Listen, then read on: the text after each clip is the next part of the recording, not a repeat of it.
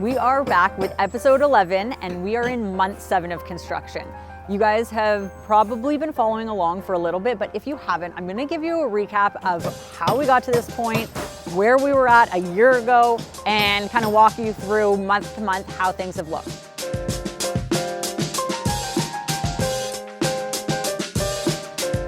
In May 2024, we officially closed on our new home in Toronto's West End, and I'm bringing you along for the entire journey. From how we found it to how we're transforming it, you'll get all the behind-the-scenes recaps of the past 6 months of designing and renovating my home as an interior designer. The craziest part? We bought the house the same day it hit the market. Well, I did. My husband didn't actually see it until after we had already had our offer accepted. But after years of collaborating on projects, he trusted me and our amazing agent to make the call without him. And honestly, it just felt right. This wasn't our first time making a decision like this. A few years ago, we bought our Muskoka cottage before Fraser had even set foot in it. When the renovation was done, we both fell in love with the place and decided to try living up north full-time while the kids were young. We sold our city house and embraced life in the countryside. But as my design firm grew and Fraser's work demanded more time in Toronto, we knew it was time to move back. In early 2024, we began house hunting in the West End, targeting a specific school district. The neighborhood is full of beautiful Tudor-style homes, and as an interior designer, I've always loved the European aesthetics, especially the English cottage style. A trip to the Cotswolds shortly after buying the house completely solidified my vision for our new English country-inspired home.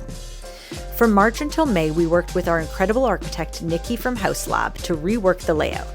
One of the standout features of the house was a beautiful spiral staircase. I absolutely loved it, but it created awkward spaces, particularly on the second and third floors. We explored 2 options, one where we kept the spiral stairs and one where we replaced them in a new location with square stairs. After budgeting for both, the new spiral stairs just didn't feel worth it. So as controversial as it may seem, we removed them. When I first shared the house, I had no idea how many people would be invested in this renovation. I definitely expected opinions, but the spiral staircase debate really took off. I was on team spiral stairs too, but once you see the new layout, I think you'll understand why we had to make the change. We're also making major updates to the main floor. The living room took up almost half of the main floor space, so we're reconfiguring everything, moving the kitchen, adding a walk-in pantry, and making the layout more functional. As for the backyard, we're going full English garden vibes. We're keeping the gorgeous tree in the center, but reworking everything else to enhance the space. Upstairs, my home office will be the new PMD headquarters. We're preserving the charm of the roof lines, but improving access to the area to make it feel more private. Just a few days after shooting the first episode, our builder gutted the inside of the house except for the staircase. It's wild how much smaller the house felt without walls. In the living room, we're keeping the fireplace placement, but with a new design. Because of the floor plan, it's now off-center, and I absolutely love it. Asymmetry can be so striking, and we've got something very special planned. The powder room where it previously was is gone, which made space for a pantry that will connect directly to our kitchen. It'll include extra cabinetry, a coffee station, a bar fridge, and all the storage needed for our Costco runs. As for the kitchen, we're going full English inspired, with gorgeous marble and details I cannot wait to reveal. One of the biggest changes we're making, we're moving the staircase to where the dining area used to be. This completely shifts the flow of the house, creating a new front entry walk-in closet and relocating the powder room to the current location of the stairs. The result, a more open and airy space at the back of the house. Fraser has given me full creative control, as long as he has a gym, a sauna, and a banquette. So we're swapping a traditional table for a built-in style banquette, which is casual, chic, and perfect for hosting. Our amazing millworkers, Silver Birch, is helping bring my vision to life. And I'm so excited to use the custom fabric I found on Etsy for the cushions. Something new that we're doing? We've hired a landscape architect to make the exteriors just as beautiful as the interiors, which I am so excited about. Stay tuned for those reveals soon. When it comes to the design palette, our home is a Tudor-style house in a neighborhood full of stately European-inspired homes, and I wanted to respect its character while introducing some modern warmth. The key, drawing inspiration from the surrounding architecture and history, just like I do for my own clients. For our previous lake house, I used deep, moody tones to reflect the forest and lake setting. But this time, I'm incorporating a more traditional palette, blending historic charm with elevated design choices. Think beautiful tiles, unique wallpapers, and colorful paints. I'm especially excited about the vegetable-inspired wallpaper I found while I was in the Cotswolds that will be used in the kitchen pantry. Over the summer, things moved quickly thanks to our incredible build partner, Alair. I had worked with them on a client project before in the beaches, and it felt like they were the right fit for our family. Their communication and work quality are top-notch, and it's been amazing to watch them bring our vision to life. Being both the client and the designer on this project has been a very unique experience. I've really focused on making the build personal, ensuring the team understands our needs as a family and sees the vision we have for what the house can be. When we shared our decision to remove the spiral stairs, I posted on Instagram asking for your input on the new stair design options. We got hundreds of responses and lots of advice from other homeowners. The new choices were between metal or plaster railings, and once again, I didn't realize how passionate everyone would be about this decision. At first, it seemed like plaster railings were the favorite, but then the votes for metal started flooding in.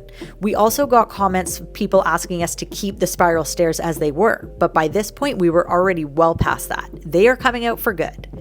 As much as I appreciate the charm of plaster, it's just not as timeless for an English-inspired home, and I wanted to respect the Tudor design.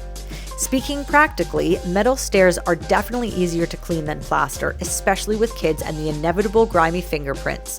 I just couldn't justify the plaster because of that. So I was leaning towards metal for the railings, and I loved the advice from some people to maybe incorporate wood handles with the metal spindles. By month 5, major changes had taken place. We wrapped up the permits in September and finally began some serious work. We focused on the basement's structural elements, craning in new support beams for all the floors. Our builders also removed the original downstairs staircase and replaced it with a temporary set to the second floor, and then created the new openings for where the final staircase would be. We also decided midway to switch our HVAC system. Instead of the usual bulky ducts, we're opting for in-floor heating and high-velocity AC system. This will not only be more functional, but it'll also keep the space looking clean and relatively bulkhead-free. But of course, this change meant losing some ceiling height in the basement because of the slab needed for the concrete. That was a bit disappointing, so we decided to go ahead with underpinning the basement for more ceiling height, and it's already a game changer. Then finally, we took down the spiral staircase, and I even took a sledgehammer to it with a little bit of help. It was bittersweet, but also incredibly satisfying to watch them go. As for the new stairs, after some thought, I've decided on custom wood railings, which will be stained to match the floors that we're getting from Unique Parquet. The railings will be installed on every floor, adding warmth and tying everything together. While designing my own home has been a much different experience than designing for my clients, it's been so rewarding. Usually I spend 10 to 12 weeks developing a full design plan for clients, but with my own space, I'm really taking my time and experimenting with different ideas. It's a process, but it's so worth it. Sometimes, while sourcing for clients, I come across new options that I fall in love with, and I've swapped a few tiles and wallpapers here and there as the design plan continues to evolve. I'm just about ready to place all of my orders, so final decisions have to be made. One area that shocked people, and my husband especially, was our primary bedroom wallpaper selection. I'm going bold with a unique House of Hackney wallpaper and matching drapery. When I showed it to Fraser, he was definitely a little shocked, but he trusts me, and after everything he's seen in the past, he knows that it's going to come out beautifully. The internet was definitely divided, and a lot of people thought that it was way too much, but I think it's going to turn out amazing. While normally I source materials like wallpaper and tile from my go-to stores and things are new, I always love to bring in antiques. One of my favorite places to hunt for antiques is Facebook Marketplace. A few months before starting this project, I found some stunning, hand-painted Spanish tiles that I absolutely fell in love with. I drove a few hours to pick them up, and at the time, I had no place for them to go. But after chatting with our amazing rep from Creekside Tile, we came up with some fun ideas to incorporate them into the basement bathroom.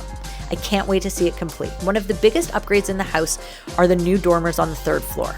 They add so much height and usable space. After getting approval from the city, our builder cut off the roof to add the new beams in there and build a new structure. It was fascinating to see in person, and the results have been amazing. The added height makes such a difference. What was once an awkward space is now totally functional and spacious. We're adding Fraser's office/guest room to the third floor, complete with a sofa bed and a desk and sitting area. Right next to it, there will be a new 3-piece bathroom perfect for guests. As for the back of the house, we're creating the ultimate kid zone. There's going to be a rec room up there, big sectional sofa, and a beautiful area for them to do their homework when the time comes. Originally, we were going to have built-in desks under the sloped wall on that third floor, but after seeing it in person, Fraser and I decided we had to add another dormer to that back area, which wasn't in the original plans. We were nervous this would require us getting more city approvals and extending our tight move-in date, but things are looking promising. As for the roof, we initially planned for cedar shingles, but we cut it from the budget around the first go. After rethinking it, we've decided to bring cedar back into the project. It's an extra investment, but we feel it's the right move to honor the charm of this neighborhood, and the roof lines are such a big part of that. It's a bit of an extra investment, but we think it's the right move. As you know, we made the decision to expand the budget and go for underpinning in the basement. When I saw the results, it was a game changer. Not only are the ceilings so much higher than what they used to be, but the space feels so much more open. I shared this on Instagram and asked if you guys would have done the same, and the response was overwhelmingly yes. A lot of you have either done underpinning already or wish you had, which really reassured me that we made the right call. Now, there was a catch. The waterproofing that we had just completed had to be redone because we lowered the floors. But that's just part of the process. Honestly, projects always have some changes no matter how much planning you do ahead of time. It's a reminder that sometimes when you're in the thick of a renovation, there are surprises along the way. If you're stretching yourself financially, make sure you've got the space to breathe and have a contingency built in because you need to anticipate the unexpected. In the end, it's all about making decisions that age well and ensuring this house will be everything we want for years to come. If you're not subscribed to YouTube yet, make sure you do. We'll be sharing every step of this journey from start to finish. And if you ever have questions about the process or wanted an interior designer's take on something, drop a comment below. I'll be happy to share my thoughts with you.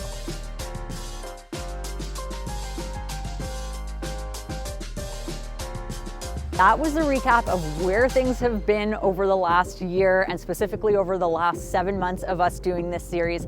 I'm going to take you into the house now. It is a lot different than the last time that you've seen it. And next episode, we're going to get into way more detail about what's going on.